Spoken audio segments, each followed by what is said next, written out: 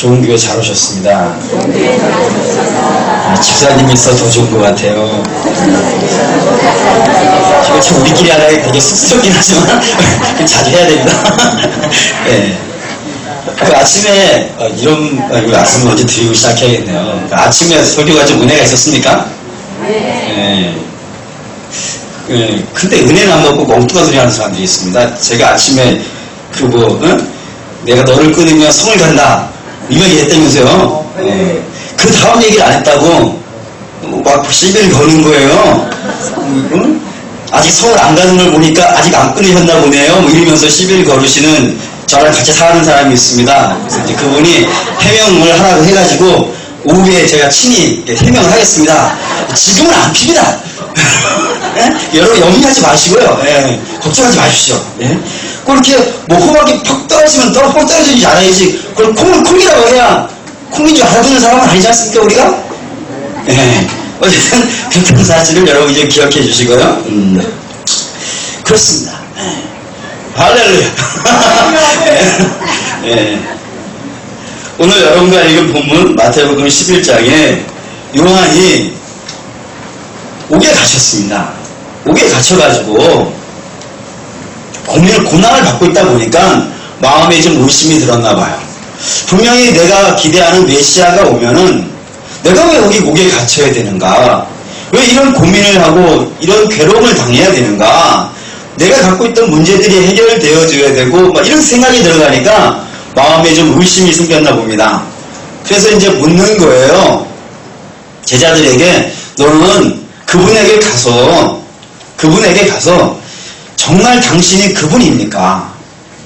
정말 제가 그렇게 오랜 시간 기다리고 외쳤던 바로 그분이십니까? 라고 물어봐라 하고 부탁을 합니다. 제자들이 요한의 제자들이죠. 여기서 제자들은 요한의 제자들이 예수님을 찾아갑니다. 그리고 예수님께 이렇게 묻죠. 예수님, 우리 스승님께서 물어보라십니다. 정말 당신입니까? 정말 당신입니까? 예수님이 아마 가만히 한 번간은 쳐다보셨을 것 같아요. 그리고 나서는 이제 하신 말씀이 이겁니다. 가서 네가 보고 들은 것을 요한에게 말을 하되 맹인이 본다.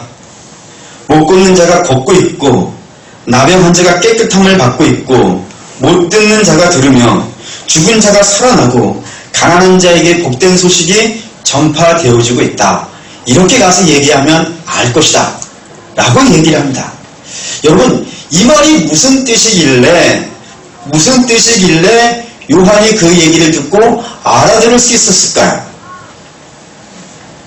분명히 말씀드릴 수 있는 것은 이겁니다.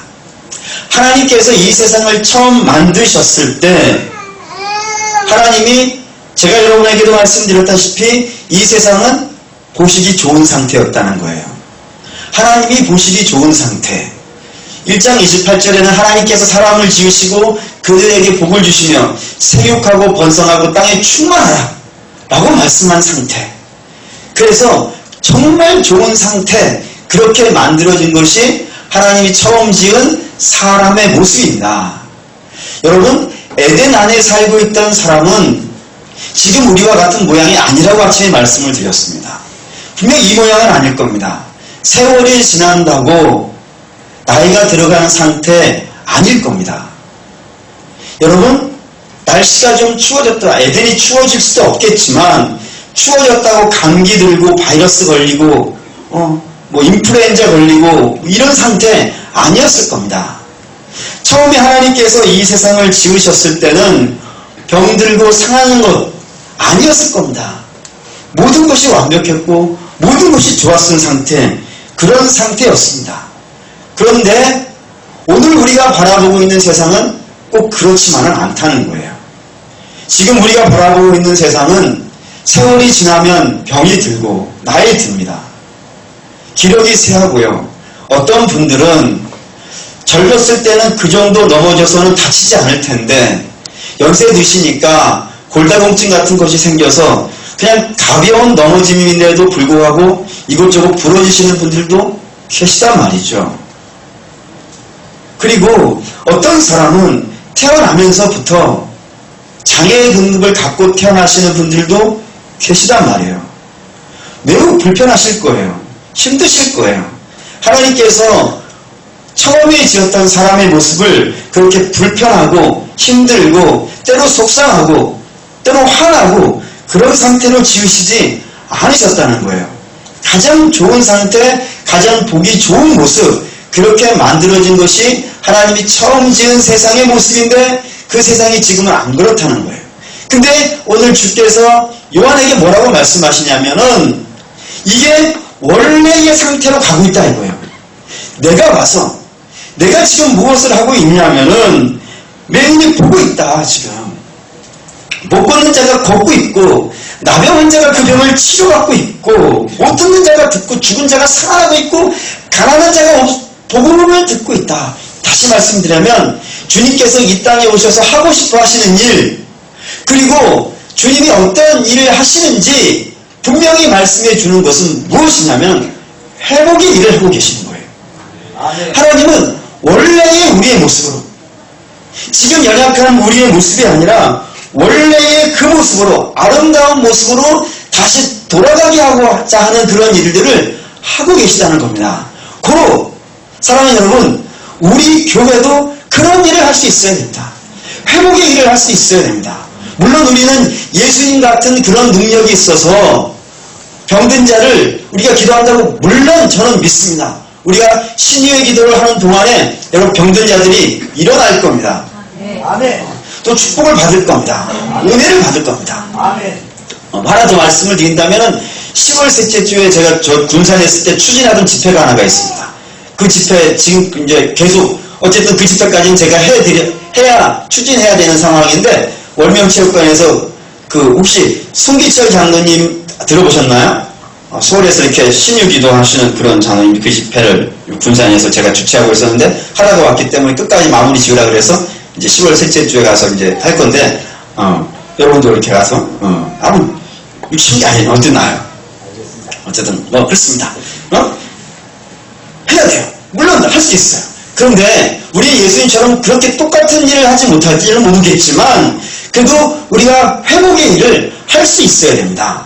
근데 예수님께서 이 회복의 일을 하시고자 하시는 일이 세 가지가 있습니다. 우리 한번 말씀을 찾아볼게요. 마태복음 4장. 마태복음 4장 23절. 예수님께서 이 회복의 일을 하시고자 하시는 일이 여기에 23절에 나와 있습니다. 우리 함께 읽어보겠습니다. 시작. 예수께서 온 갈릴리에 두루 다니사 그들의 회당에서 가르치시며 천국 복음을 전파하시며 백성 중에 모든 병과 모든 약한 것을 고치시니, 예수님이 여기에 세 가지를 하신 것으로 되어 있어요. 첫째는 가르치셨다는 거예요. 두 번째는 복음을 전파하셨고, 세 번째는 신유의 기도를 하셨다는 겁니다.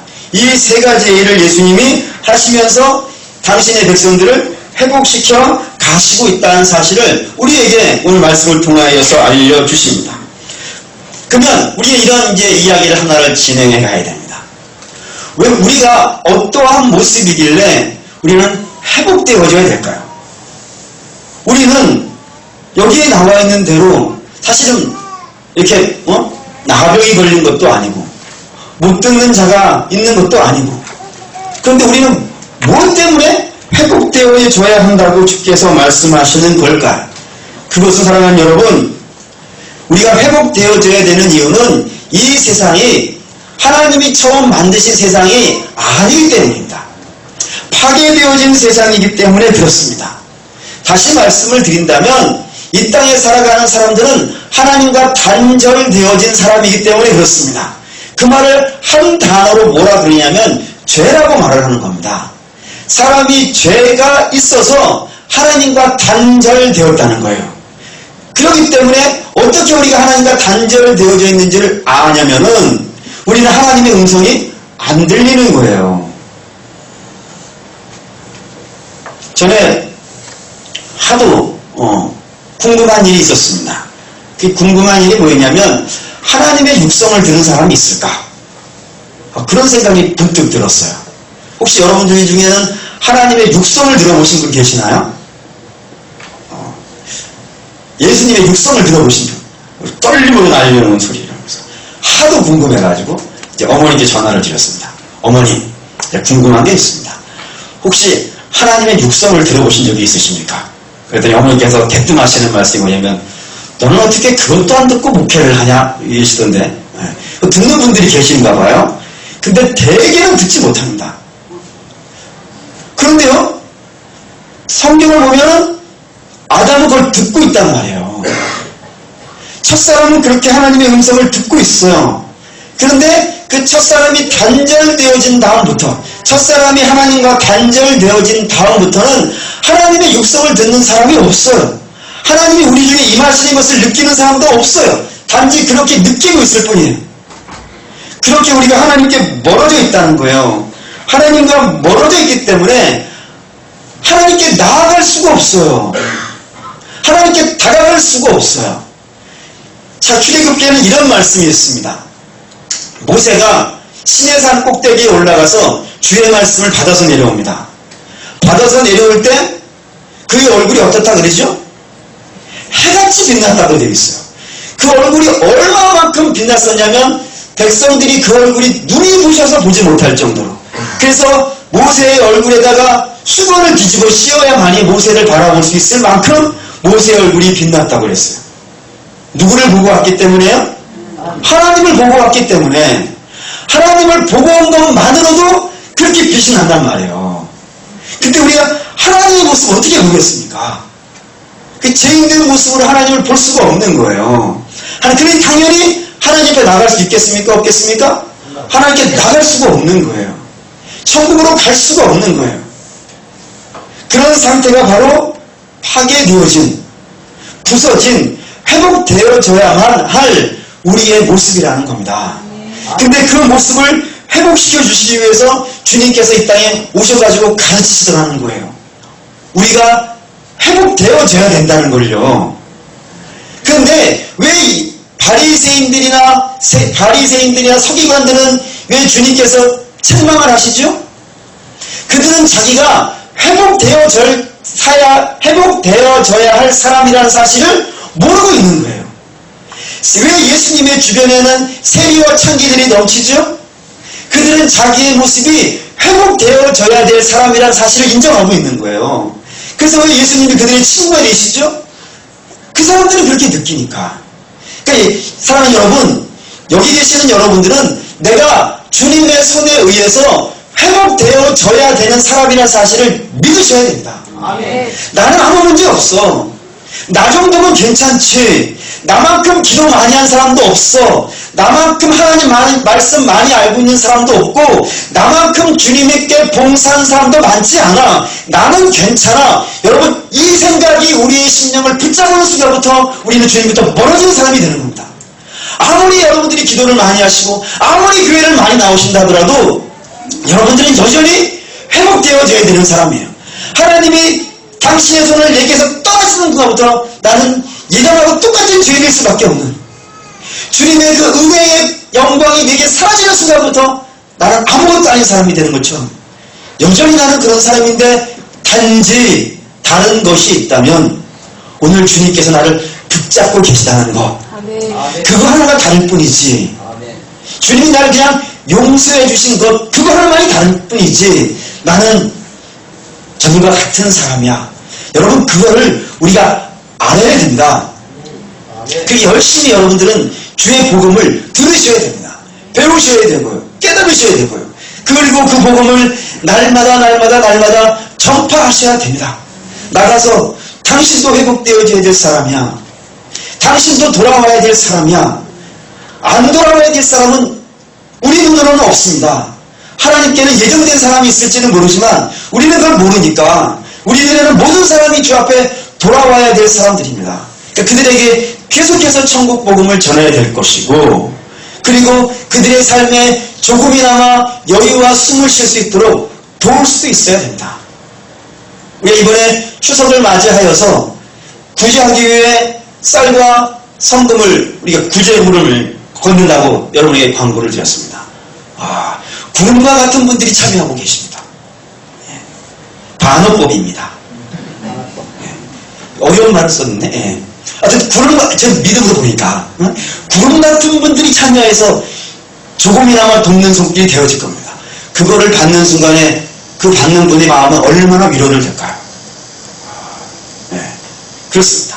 어쨌든 우리는 그렇게 돌아와야 되는 상황입니다.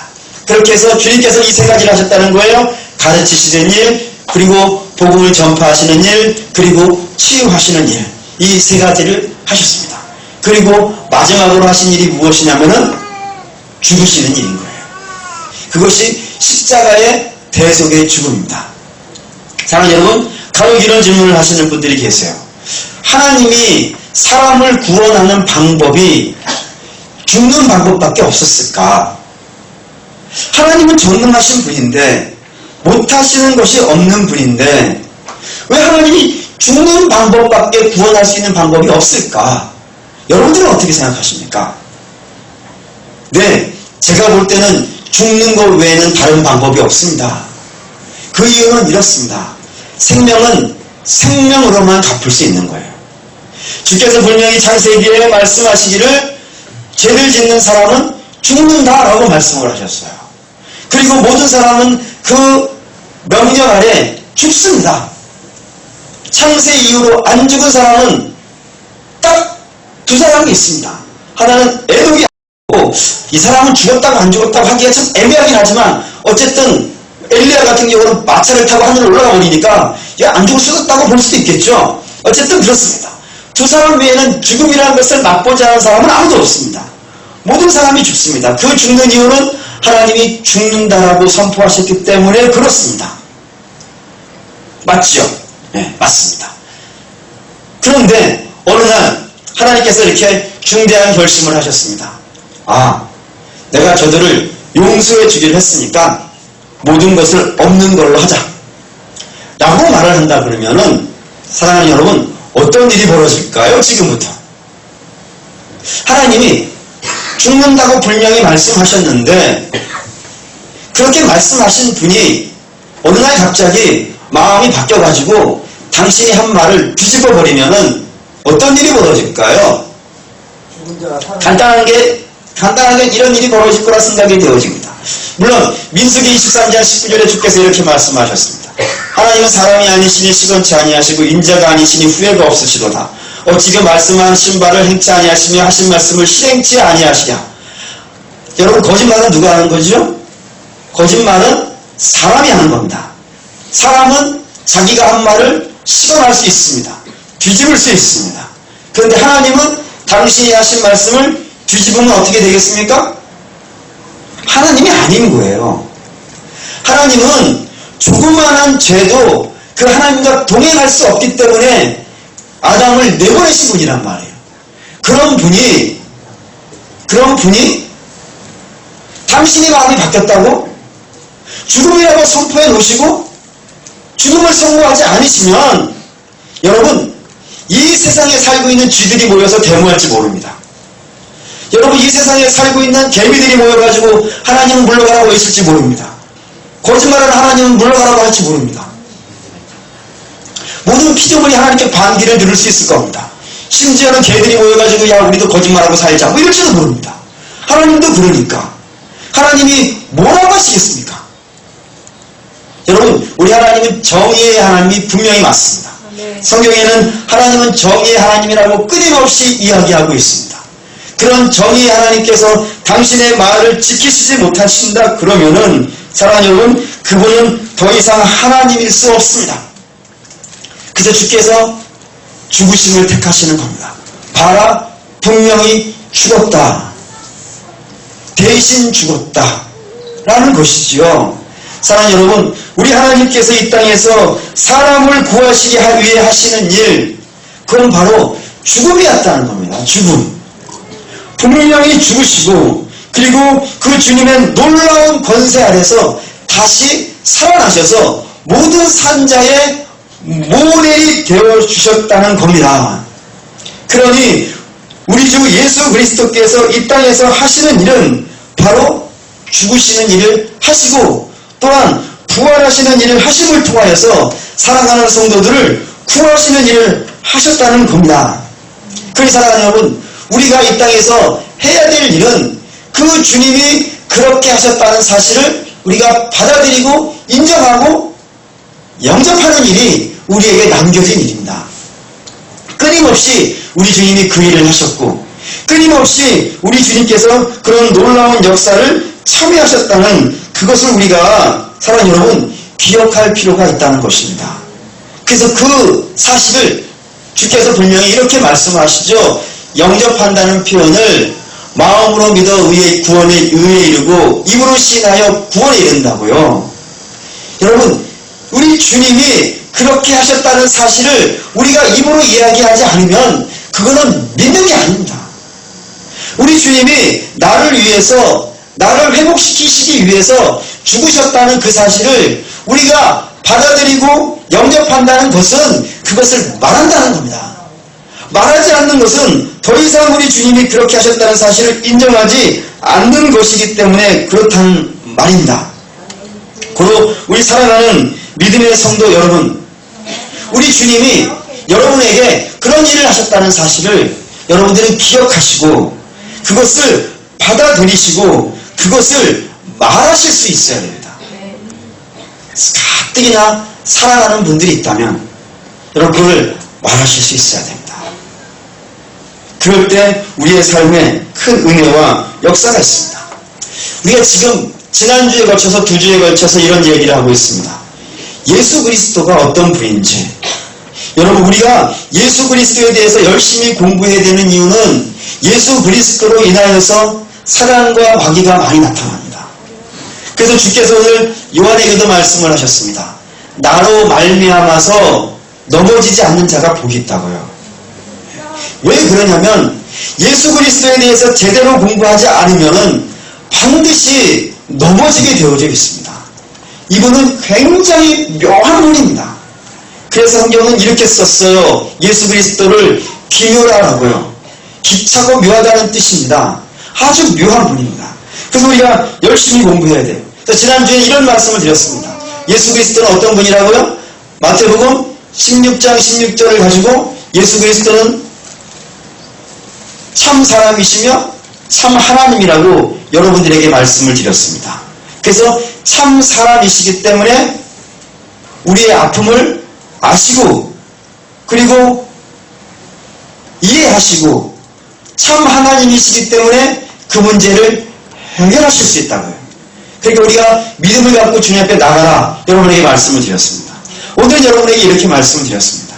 우리 주님은 이 땅에 오셔서 무엇을 하셨다고요? 회복하는 일. 그래서 이 회복하는 일을 하시고자 오늘도 가르치셨고 복음 전파하셨고 그리고 치유하셨고 그리고 모든 사람을 위해서 자기 몸을 대속물로 내어주셨다고요. 여러분 그걸 기억해 주시길 부탁을 드리겠습니다. 항상 오늘 말씀 기억하시면서 우리 주님이 그런 일을 하셨음을 기억하시고 날마다 입으로 시인하셔서 여러분들의 믿음의 의가 이 땅에 나타나시기를 주의 이름으로 부탁드립니다. 아멘. 기도하겠습니다. 우리 주 아버지 하나님 은혜와 사랑을 감사합니다. 우리 주님께서 이 땅에 우리를 회복하러 오셨다는 사실을 우리 사랑하는 성도들에게 전하였습니다. 우리 하나님, 우리 주님 앞에 우리 성도들 나아갈 때마다 우리 주님께서 우리 성도들을 회복시켜 주시고 새롭게 하여 주시고 힘이 나게 하여 주시옵소서. 날마다 예배 드릴 때마다 세임 나게 하여 주시오며 은혜 있게 하여 주시고 우리 사랑하는 성도들 입으로 날마다 고백하여서 많은 사람들이 그 구원의 덕에 참여할 수 있도록 주여 도와주시옵소서. 감사드리며 예수님 이름으로 기도드립니다. 아멘.